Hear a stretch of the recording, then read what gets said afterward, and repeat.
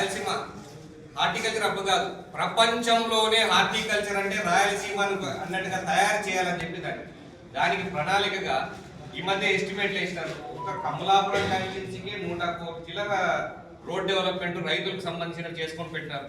ఏంటి? ఇన్ఫ్రాస్ట్రక్చర్ డెవలప్మెంట్కి. ఇవి కాకుండా ఫుడ్ ప్రాసెసింగ్ యూనిట్స్ వస్తాయి, గోడౌన్స్ వస్తాయి, కోల్డ్ స్టోరేజ్ యూనిట్స్ వస్తాయి. ఎంత చిత్తశుద్ధి లేకుంటే ఇంతకుముందు ఏదైతే యువగలం పాదయాత్రలో లోకేష్ గారు రాయలసీమ అంతా హార్టికల్చర్ అప్ చేస్తామో దానికి అడుగులు వేస్తాం, దానికి చిత్తశుద్ధితో పని చేస్తాం. దీని గురించి మాట్లాడరా, దీని గురించి డెవలప్మెంట్ మాట్లాడరా. ఈ విధంగా అదే చూసుకుంటా పోతే ఇరిగేషన్ సంబంధించి పోయిన సంవత్సరం కన్నా ఈసారి 4,000 కోట్ల రూపాయలు అదనంగా ఇరిగేషన్ డిపార్ట్మెంట్ అప్పచెప్పారు. 4,000 కోట్లు ఎప్పుడూ లేనట్టు విధంగా పోయిన సంవత్సరం చెప్పిన దానికన్నా అదనంగా ఖర్చు పెట్టారు ఇరిగేషన్. సొంతింటికి చేయాలని మన ఇండ్లకి డబ్బులు పెంచాల, గృహ నిర్మాణానికి సంబంధించిన దానికి. మైనార్టీ సంక్షేమానికి 6,000 కోట్లు, మహిళలు శిశు వికలాంగుల సంక్షేమం కోసం 4,500 కోట్లు. EWS economic weaker sections, OC caste upper caste లో కూడా వీక్ గా ఉన్న వాళ్ళందరికీ కూడా 10,000 కోట్ల రూపాయలు కేటాయించారు. ఇవన్నీ లోపలికి వెళ్ళి చూస్తే కదా దేనికి ఏది పెట్టారని చెప్పి మీరు మా అఖిల్ గారెడ్డి అని చెప్పేదానికి చెప్పినవి ఎంతవరకు పూర్తి చేసాం గత సంవత్సరంలో, మీరు ఇవి చేయలేదని క్వశ్చన్ చేయండి, దానికి సమాధానం చెప్తాం. మీరు బడ్జెట్లో ఇవి చెప్పారు, ఇన్ని కేటాయించారు, దీంట్లో ఇన్ని జరగలేదు, ఇన్ని లోపాలు ఉన్నాయంటే తప్పకుండా దాని మీద డిస్కషన్ చేయండి. రండి, అసెంబ్లీ పెట్టినారు, మార్చి 7వ దాకా అసెంబ్లీ ఉన్నాయి, దాని గురించి డిస్కస్ చేయండి. మీరు సూచనలు ఇవ్వండి, ఇంకా ఇలా చేస్తే బాగుంటుందని చెప్పండి. అంతేగాని బయట కూర్చొని ప్రెస్ మీట్ ముందు కూర్చొని కనీసం విలేకరులు అడిగే ప్రశ్నలకు కూడా సమాధానం చెప్పలేకుండా పారిపోయే పరిస్థితి. ఇంత దారుణంగా ఉంటే చాలా కష్టం. ప్రజలు చూస్తూనే ఉన్నారు, మీడియా చూస్తారు. ఇంతకు ముందు కన్నా టీవీ న్యూస్ చూస్తేనే అనుకుంటున్నారు, ఇప్పుడు సోషల్ మీడియాలో ప్రతిరోజు ప్రతి పూట వెళ్ళిపోతా ఉంది, ప్రజలు గమనిస్తూనే ఉన్నారు. పాఠశాల విద్యకు సంబంధించి 32,000 కోట్లు, పోయినసారి 28,000 కోట్లు, అది కూడా పెంచడం జరిగింది. పాఠశాల మౌలిక వసతుల కోసమే, ఇంపార్టెన్స్ కోసమే దగ్గర 1,500 కోట్లు ఈసారి పెట్టారు.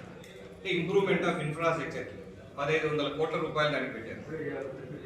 స్కిల్ డెవలప్మెంట్కి సంబంధించి, హైయర్ ఎడ్యుకేషన్ సంబంధించి 2,500 కోట్లు, స్కిల్ డెవలప్మెంట్కి సంబంధించి 1,200 కోట్లు అదనంగా కేటాయించడం జరిగింది. పెన్షన్లకు ఏదైతే 4,000 పెన్షన్లు మీరు చెప్తారు కానీ చెయ్యరు, వీళ్ళు చెప్తారు కానీ ఎప్పుడు చేయరని చెప్పారు. 1వ తేదీకి పెన్షన్ ఎప్పుడన్నా దాటి ఇస్తున్నారా? 1వ తేదీకి పెన్షన్ దాటి ఇస్తున్నారంటే వాళ్ళు ఊర్లో అందుబాటు లేకపోవడం వల్లనే. లేదంటే సెలవు వచ్చింది 1వ తేదీ అంటే ఒక రోజు ముందే ఇస్తా ఉన్నారు. సెలవు రోజు అధికారులు ఇబ్బంది పెట్టడం తలుచుకోలేదు, బ్యాంకులు లేవు, డ్రా చేయాలన్న రీజన్ చెప్పకుండా ఉండేదానికి ముందు వర్కింగ్ డే రోజే ఇవ్వడం జరుగుతుంది. జీతాలకు ఇబ్బంది లేకుండా చేస్తా ఉన్నారు. ఏ రోజైనా కూడా 1వ తారీఖు జీతాలు పడేటట్టు చేస్తారు. విద్యుత్ సబ్సిడీ కోసం 11,000 కోట్ల రూపాయలు. ఈరోజు ఏదైతే రైతులకు సంబంధించిన విద్యుత్ సబ్సిడీ ఇస్తా ఉన్నారో ఉచిత కరెంటు, దానికి సంబంధించి 11,000 కోట్ల రూపాయలు పెట్టడం జరిగింది. అన్ని రకాల రైతులకి, ఆరోగ్య రంగానికి, స్పెషల్గా కొప్పర్తికి ఈసారి ఎందుకంటే వర్క్స్ స్టార్ట్ అయినాయి. రోజు సంవత్సరం నుంచి మీరు చెప్తా ఉన్నారు రాలేదని అంటే టెండర్లు కూడా పూర్తయినాయి. ఇన్ఫ్రాస్ట్రక్చర్ వర్క్ డెవలప్ అవుతా ఉంది. దానికి కనెక్టింగ్ రోడ్స్ కూడా మళ్ళీ R&Dలో కొత్తగా ప్లాన్ చేసేసి NH డిపార్ట్మెంట్తో లింక్ చేయాలి ప్రతి చోటకని చెప్పేసి దానికి అదనంగా ప్లాన్ చేస్తూ ఉన్నారు. ఎక్కడి నుంచి కనెక్టివిటీ పూర్తిగా ఉండాలి, పూర్తిగా ప్లాన్ చేస్తూ ఉన్నారు.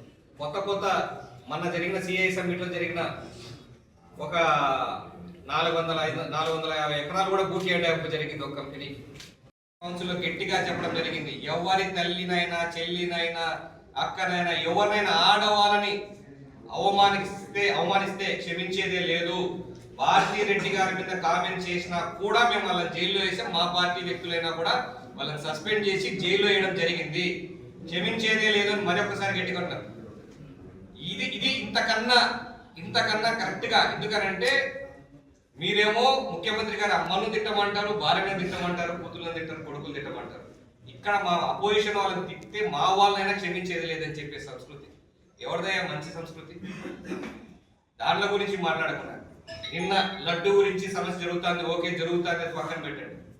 ఏమన్నా మాట్లాడతారు ఆయన జగన్మోహన్ రెడ్డి గారు? అదేదేదో గుడి దగ్గర అంట లడ్డు అంట, అదేదో గుడి. వెంకటేశ్వర స్వామి తిరుమల గుడి అదేదో గుడి.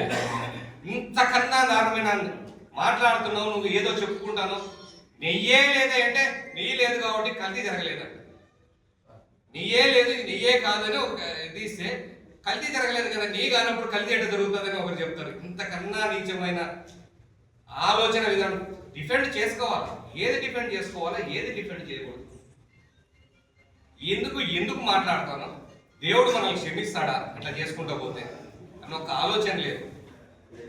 ఇంత కష్టం ఉంది ఆర్థికంగా, మీకు తెలుసు రాష్ట్రంలో ఇంత అయినా కూడా ఎంతో కొంత పేదవాడు వచ్చాడు సాయం చేయాలని కాదు కూడదు అనుకుంటా చేస్తా ఉన్నారు. ఒక కమలాపురం కాన్స్టిట్యున్సీకి ఇప్పుడు దాకా 4,20,00,000 రూపాయలు ఇచ్చారు 20 నెలలు సీఎం రిలీఫ్ ఫండ్. ఇప్పుడు ఈ రోజు ఒక్కరోజు పంచిందంటే 34,70,000 రూపాయలు ఇచ్చారు.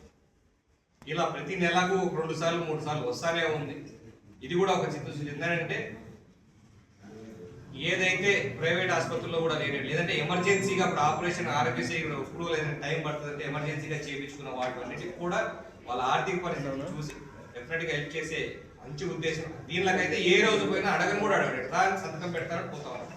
ఇన్ని తెచ్చావు ఏం తెచ్చావు అని కూడా అడగకుండా చేస్తున్నాడు. కాబట్టి ఇవన్నీ కూడా అందరి తరఫున కూడా